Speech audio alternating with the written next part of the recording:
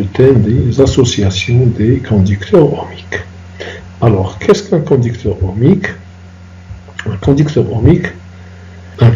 ohmique est un dipôle passif caractérisé par une grandeur physique appelée la résistance. Alors, je reviens. Qu'est-ce que c'est qu'un dipôle passif? C'est-à-dire si un dipôle qui n'est pas traversé par un courant, autrement dit, le courant I égale à 0, on a la tension entre ces bornes est égale à 0.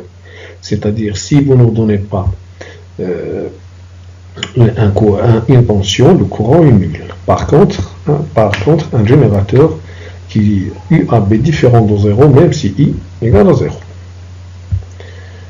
Bon, on symbolise le conducteur ohmique, comme vous le connaissez, UAB, par ce symbole-là.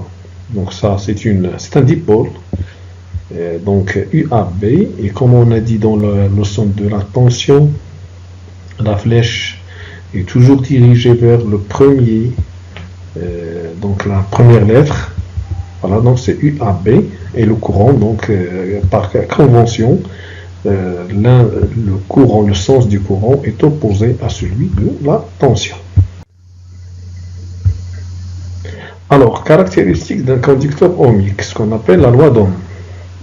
Donc la loi d'Ohm, c'est la tension UAB aux bornes d'un conducteur ohmique de résistance R est proportionnelle à l'intensité du courant I qui le traverse. I égale à G UAB, tel que R, c'est la résistance du conducteur. Son unité donc dans le système international est le ohm. Alors, la caractéristique donc d'un dipôle UAB en fonction de I, c'est une droite qui est comme ceci. On peut définir une autre grandeur, appelée donc la conductance, qui est égale à 1 sur R. Son unité, c'est le Siemens.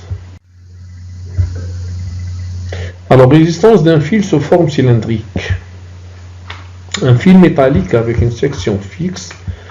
Bon, les expériences montrent que sa résistance R est liée à sa grandeur L et sa section S par la relation R égale à ρ fois L sur S. Donc L, c'est la longueur, S, c'est la surface du secteur, et R est égal, c'est la résistance. Donc ça, c'est la section. Donc ici, c'est la surface S. Donc regardez là. Voilà donc un fil.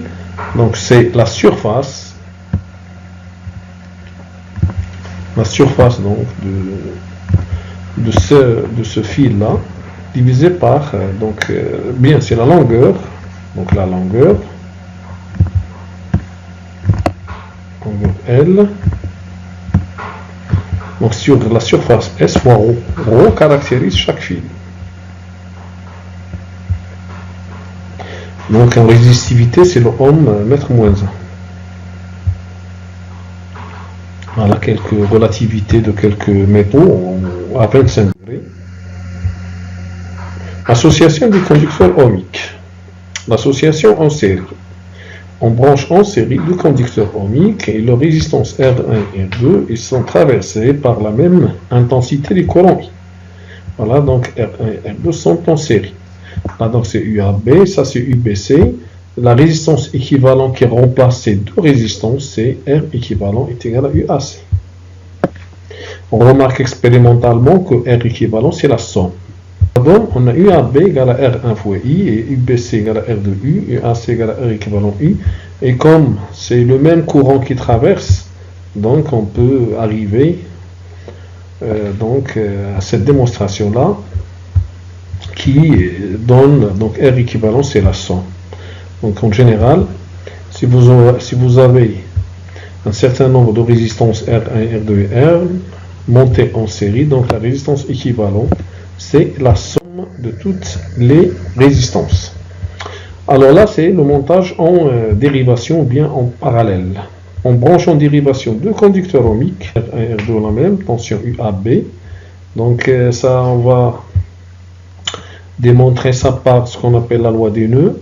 Donc I égale à IA par I2. Donc on arrive à 1 sur R équivalent qui est égal à 1 sur R1 plus 1 sur R2.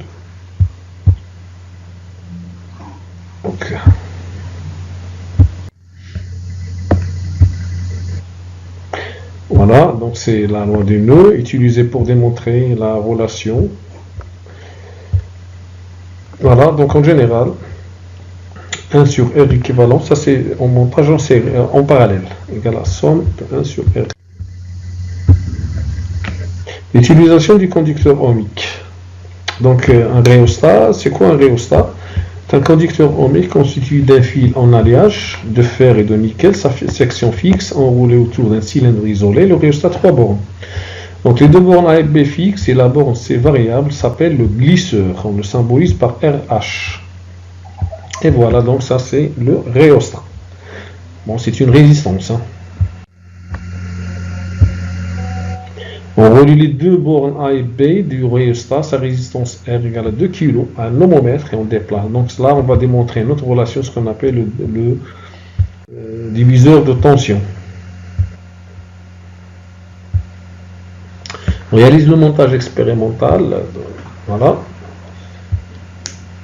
Donc la question, c'est trouver UCB en fonction de UAB et RH. Donc lorsqu'on déplace le glisseur B vers C, on observe que la valeur de tension UCB diminue tandis que la valeur de la tension UCB augmente. Donc le domaine c'est UCB compris entre 0 et UAB. Donc on calcule tout d'abord UCB sur UAB d'après la loi d'Ohm. Et on trouve